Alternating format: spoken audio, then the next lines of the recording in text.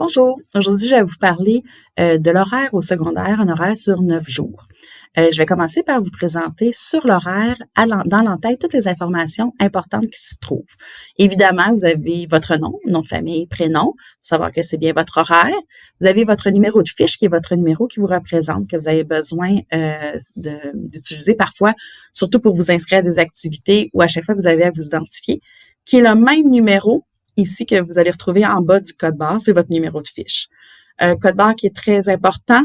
C'est avec lui que vous allez pouvoir aller à la bibliothèque, emprunter des manuels de classe, les livres que vous avez à lire en français ou en anglais, mais aussi les livres que vous pouvez emprunter par peu plaisir. Donc, vous avez à conserver votre horaire pour avoir le code barre pour pouvoir le scanner à la bibliothèque.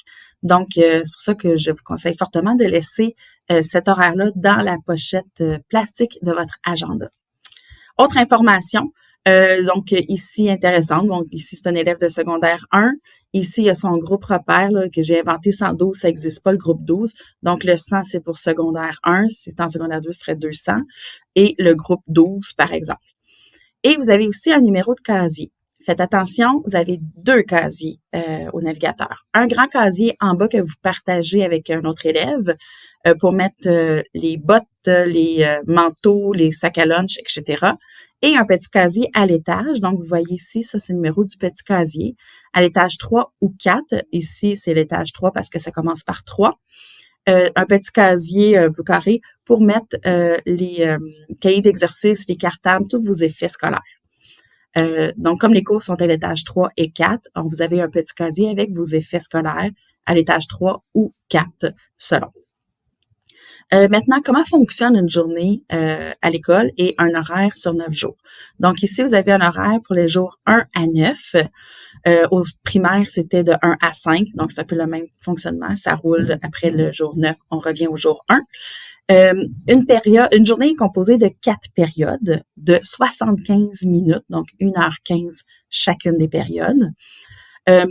Donc, par exemple, le jour 1 à la période 1, ici, l'élève s'en va en CCQ et s'en va au local. Donc, ici, le local est écrit en bas à droite de la petite case, 302, 300, troisième étage.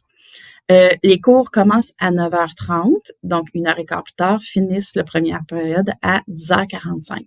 Attention, vous allez avoir une première cloche à 9h25, 5 minutes avant que le cours commence, pour vous signaler d'aller chercher vos effets scolaires justement dans votre petit casier et vous rendre au bon local. Et à 9h35, la cloche ressonne pour dire que le cours commence. Vous devez être assis à votre place dans la classe, prêt à commencer. Et il y a une autre cloche à 10h45 pour dire que le cours se termine. Là, vous partez du local avec vos effets scolaires, vous en allez dans votre petit casier les reporter et peut-être tout de suite prendre des choses pour la deuxième période, c'est à vous de voir, parce que vous avez 15 minutes de pause entre la cloche que vous pouvez quitter la classe et le début de l'autre cours. Vous avez 15 minutes et même principe, vu que le cours commence à 11h à la deuxième période, il va y avoir une cloche à 10h55, 5 minutes avant, pour dire « Eh oh! » Donc, le cours commence bientôt, il faudrait se préparer. Et la cloche va ressonner à 11h pour le début du cours. Autre période, ici, la personne s'en va en mathématiques dans un autre local, cette fois-ci au 4e étage, puisque ça commence par 400. 1h15 de cours et à 12h15, la cloche sonne pour la fin de la deuxième période et le début du dîner. Donc, vous avez 1h15 pour dîner. Donc, vous pouvez retourner à votre casier, aller manger en bas, votre lunch sera en bas justement. Donc, vous avez 1h15. Même principe à 1h25, 5 minutes avant la troisième période. Une cloche va sonner pour vous indiquer la troisième période et ainsi de suite jusqu'à la 4e période. Vous avez encore une fois 15 minutes entre la 3e et la 4e période. Alors, faites bien attention. Dans votre agenda, c'est bien écrit, j'ai pas d'exemple ici, ou sur l'horaire aussi à l'arrière de l'agenda ou que vous pouvez retrouver sur Internet, il y a les jours qui sont inscrits selon la date.